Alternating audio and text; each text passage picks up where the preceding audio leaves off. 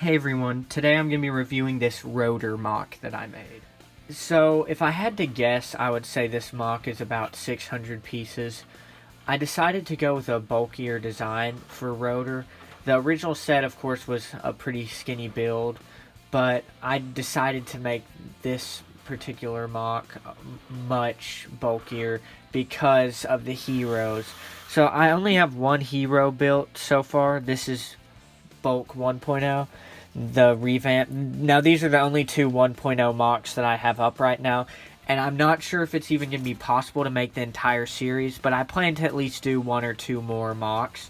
And as you can see, Bulk is upgraded quite a bit. If you'd like to watch his review, it'll be down in the link section, down in the description.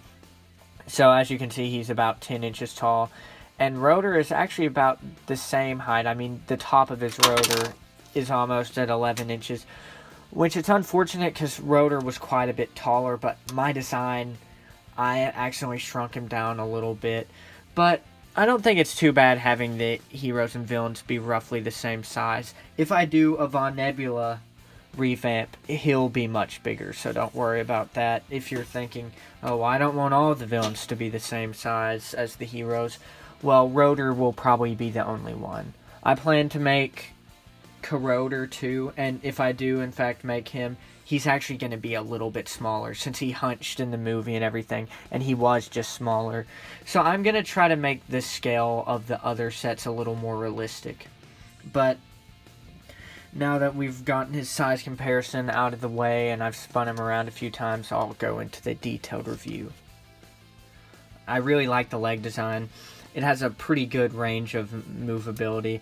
Back and forth on the knee isn't quite what I'd like it to be. There's a little bit of restriction at the very back. That's unfortunate, but at least the ball joints have a good range, posability right there. I made custom feet for this MOC too, just because none of the standard feet would have been big enough. They wouldn't have supported him at all. There's quite a few pipe details around the place like this one. And that technic sticking out right there is intentional. It does look slightly ugly, but that's supposed to be just a tiny exhaust pipe right there. I really like the legs. They're closed up nicely, and they support his weight pretty well.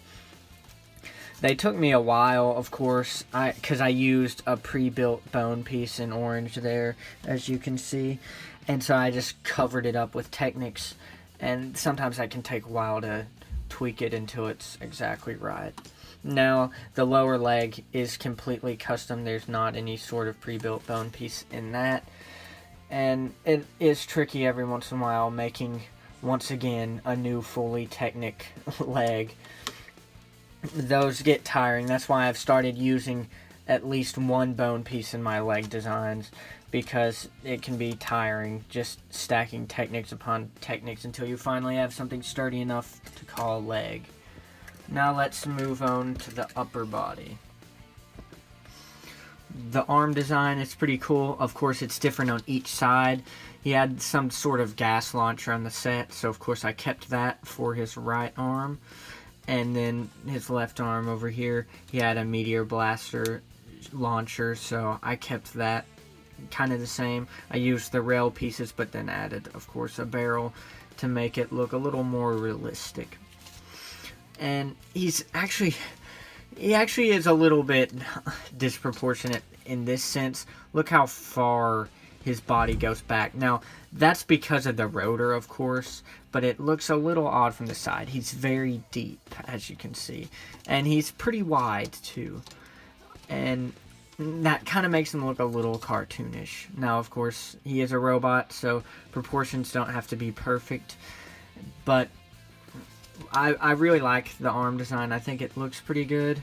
I used a few bone pieces here as well, one for the upper arm and for the forearm, but I covered it up well enough to where you can't see it too much when he's in certain positions. Here's a look at his underarm, quite a few details around there. I used, I don't know, probably 6 orange wires just on his upper body, or no, it has to be more than that, 4 per arm. It looks like maybe maybe, yeah, just like 8 for the upper body, something like that. And around back, I'll show you the rotor. This is what I thought was really cool. I was very happy with this. So you can actually give pitch to the rotor, so you can move it back and forth, which I think is really cool. And it just looks satisfying with that piston back there.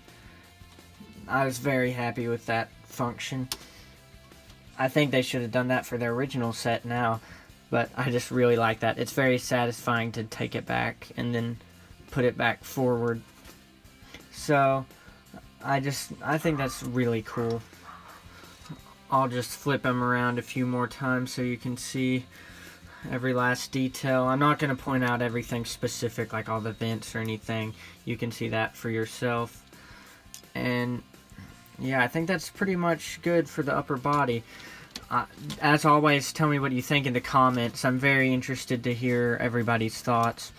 This MOC took quite a while, and I've actually had him built for probably a month now, so I should have reviewed him earlier.